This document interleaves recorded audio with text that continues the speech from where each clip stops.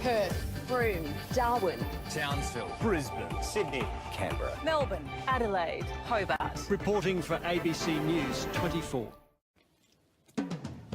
Welcome back to News Breakfast. Thank you so much for watching. Leading the news this morning, public safety at risk. Warnings of an impending catastrophe. Now, the World Solar Car Challenge, run annually from Darwin to Adelaide, is about to get an even bigger audience. A new IMAX film, Dream Big, showcases an American high school team attempting the grueling race. From their small town in Mississippi, these high school students will take the solar car they built themselves and compete in the Solar Challenge. Some of the kids have never been to the next county, much less Australia.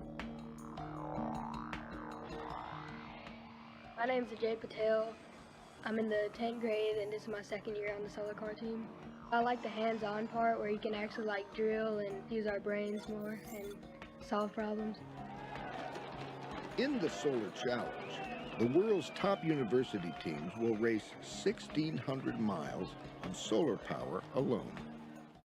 Fantastic stuff. Now, the film is premiering at the Smithsonian Air and Space Museum tonight to coincide with the Solar Challenge's 30th anniversary. Of course, we bring it to you here every year on the ABC.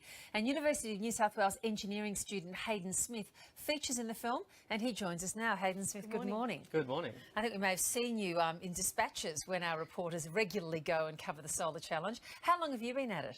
I've been involved with the team now since the beginning of 2014 in various capacities. What made you get involved? Have you always been passionate about this particular area? I think I've always been passionate about engineering. It's been amazing seeing groups of students come together to build something. That's definitely the most inspiring thing. These students, including myself, we do this in our spare time for no other reason than we love what we do and we want to make an impact. You work on the Sunswift Eve, not an easy name to say, which is described as the world's fastest solar electric car. Is it really?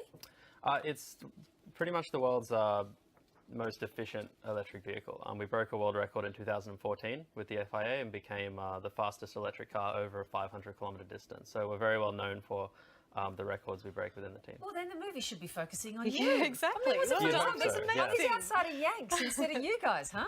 Yeah, no, they filmed us and an American high school team. They did amazing work. We're all 18 to 23. They're all younger than most of us. So you're very gracious. Yeah. What was it like working with them? I mean, I guess they would have learned a lot from you and vice versa. Yeah, we got to help them out on a couple of occasions.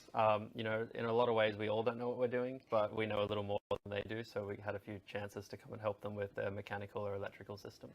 It's interesting as you look to the future and what new technologies might be in a range of areas. I was thinking the other day that if a young person asked me for sort of any direction or encouragement of where to go, I think I'd say to them batteries.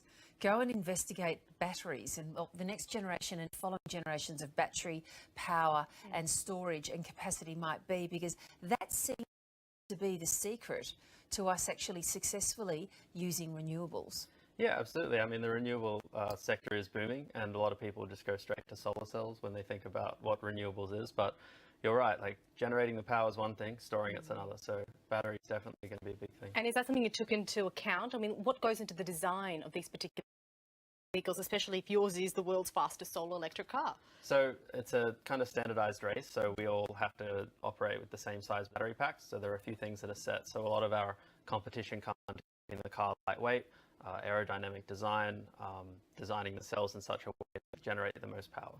Can you imagine a time when a great deal of the technology that you and your colleagues use in these, great races might actually be incorporated into general consumer culture and consumer cars? Yeah, definitely. A lot of people think that we build a car like this because we want to see a million of them on the road, but we're kind of similar to Formula One in the way that we don't want to see these cars on the road. We want to see certain an adapted aspects. version. Yeah, whether it's we build our entire car out of carbon fiber, which is something very new. So Hayden, how long will it be, do you think, before we will all be driving solar electric cars?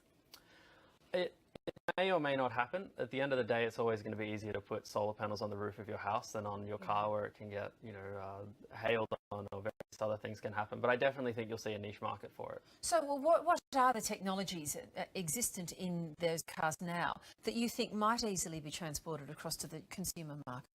To general retail cars? Yeah, I think the two big ones that we look at are more aerodynamic designs and composite materials, as in carbon fiber, keeping cars lighter and more aerodynamic mean that you need less power. So, if you have a more efficient car, you don't even need to put as many solar panels on the roof of your house or on the roof of the car to get it going in the same kind of range. Now, this particular project that's obviously filmed this Solar Challenge race, it's going to do fantastic stuff for solar cars and for the race itself. What was it like participating in the race? Tell us about it. The race is amazing. I was telling someone yesterday that it's all kind of exciting until you rock up in Darwin, where you're with the 45 other teams. It's about 45, and they're from around the world. Adelaide and Queensland as well, and you get to see what they're doing. See how exciting it is seeing, building cars and trying to actually race them across the country. Come on, is it competitive? I mean, it must be exciting, but is there a bit of... We had the German team, they were just ahead of us. Their entire fleet was just ahead of our fleet, and their rear vehicle would often stop at the same place that the people in our front vehicle would stop, and they'd squirt our cars down with water guns. And, they had a bit of fun. So. Have they captured that on camera? Because that sounds like... We captured it on camera. You really do sound like a bunch of schoolboys I on this love project, it. I've got to say, when I hear stuff like that. You just got a new member that wants to go and watch. That's fantastic. That's hilarious. Well, enjoy the film when you get to see it. I know you haven't seen it either, but a great project to keep being involved in. Well done. Thanks Thanks for Thanks very much. Thank you. Seriously. Water guns out in the desert. Fantastic. Grow up, kids.